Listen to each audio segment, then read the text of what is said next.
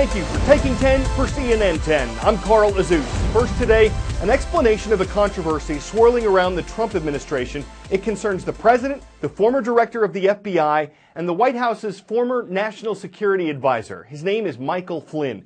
He's been under investigation by the FBI. The agency's been trying to find out whether Flynn had illegal contact with Russia.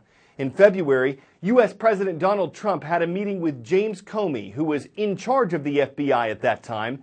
Comey made a memo of something the president said during the meeting, and the text of that memo was reported by the New York Times on Tuesday night. Quote, "I hope you can see your way clear to letting this go, to letting Flynn go. He's a good guy." The investigation continued, and Flynn resigned a few days after the meeting. So why is all of this significant? Democrats in Congress are accusing the president of obstruction of justice, intentionally and illegally interfering with the government carrying out its work, because the memo suggests that President Trump asked Director Comey to quit investigating Flynn. The president eventually fired Comey. That happened last week. And some Republicans are calling for Comey to testify before Congress about his conversation with President Trump. The White House says Comey's memo is not a truthful or accurate portrayal of the conversation between Trump and Comey, and that the president has never asked Comey or anyone else to end any investigation. What happens next? We don't know. Legal analysts say obstruction of justice is difficult to prove in court, and that it's not clear if the president's alleged statements were in fact illegal. President Trump says the controversy is something only the media care about, but it's also dominating many discussions among U.S. lawmakers as the White House interviews candidates to replace Comey at the FBI. Our second story takes you to a battlefield in the Middle East. Since Syria's civil war broke out in 2011, we've told you how the U.S. and Russia have gotten involved, in addition to other countries. And while Israel is officially neutral on the conflict, it shares a short border with Syria, and it's keeping close tabs on what happens next door. The Golan Heights is the name of a plateau between the two countries. It's under Israeli government control, and it's one place where Israeli intelligence forces can gather information. Tonight's mission uses the cover of darkness. Soldiers conceal their faces. We're joining an Israeli unit gathering intelligence on the neighboring civil war. The final orders from the commander: work quickly and quietly. We'll be tens of meters from Syria. Israel occupied the Golan Heights from Syria in 1967. The two states clashed again 6 years later in a massive tank battle. That was conventional warfare.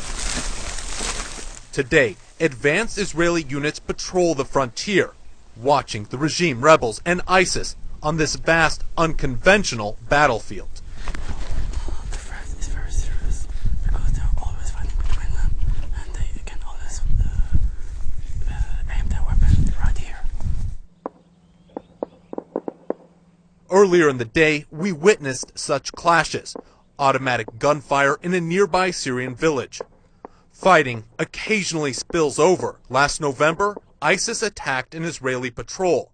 A tank silenced the terror group's guns. The blazing moon illuminates the countryside and us. Soldiers secure the perimeter before beginning their mission. We're a few hundred meters from the security fence right now, just behind me. If you listen closely, you can hear dogs barking, vehicles moving around, and I'm told you can also hear a tank. T-55. It's a T-55. Yes. A rebel tank idles roughly a kilometer away. The night scope reveals the crew, unaware they're being watched. You see, they smoke a cigarette.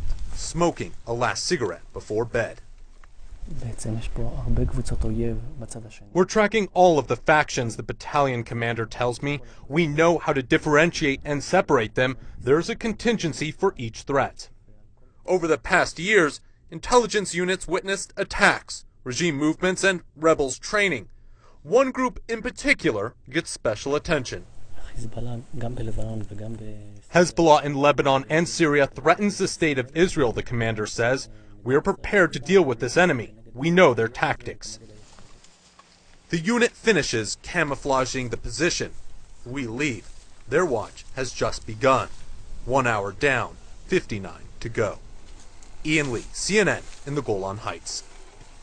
10-second trivia.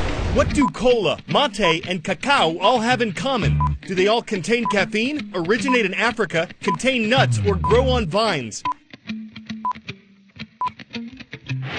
One is a nut, one is a drink, and one is a tree, but they are all sources of caffeine. A coroner in South Carolina is warning Americans, particularly young people in school, about the dangers of consuming too much caffeine. The drug's been blamed for the death of an otherwise healthy high school student, a 16-year-old who experienced a heart problem last month. He'd had 3 caffeinated drinks, including coffee and an energy drink, in a 2-hour period. And then he collapsed at South Carolina's Spring Hill High School. The coroner says the teenager had no prior heart conditions and that no other drugs or alcohol were found in his body. Caffeine is not a leading cause of death for people in this age range, at least globally. According to a new report from the World Health Organization, vehicle injuries, lower respiratory infections, self-harm, disease, and drowning are most responsible for the deaths of people ages 10 to 19. Drug and alcohol abuse are a greater factor in wealthier countries.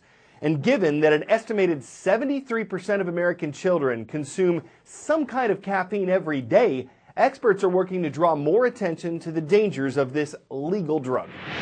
Coffee, soda, energy drinks, they're loaded with caffeine. You know that. But the one thing people often forget, caffeine is a drug.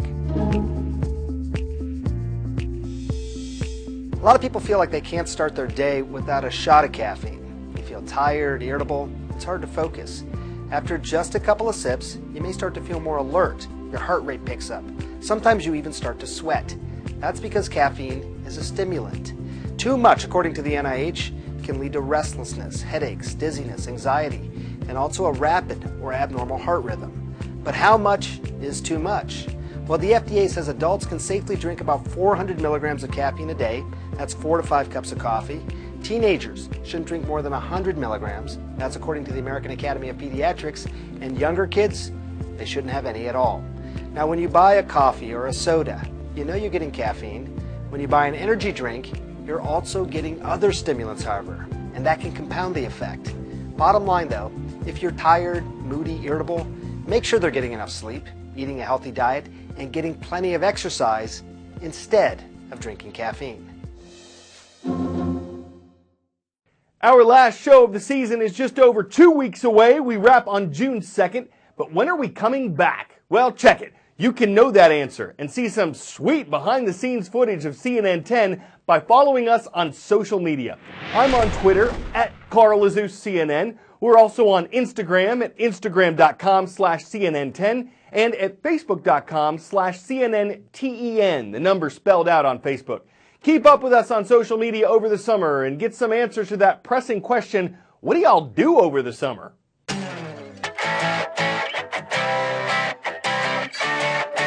Good thing some vending machines accept more than $1.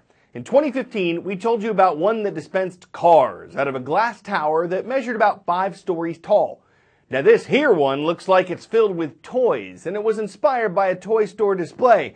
But these are some of the world's most expensive cars: the Lamborghini Aventador, the Ferrari 512M. About 60 cars are a touch of a button away.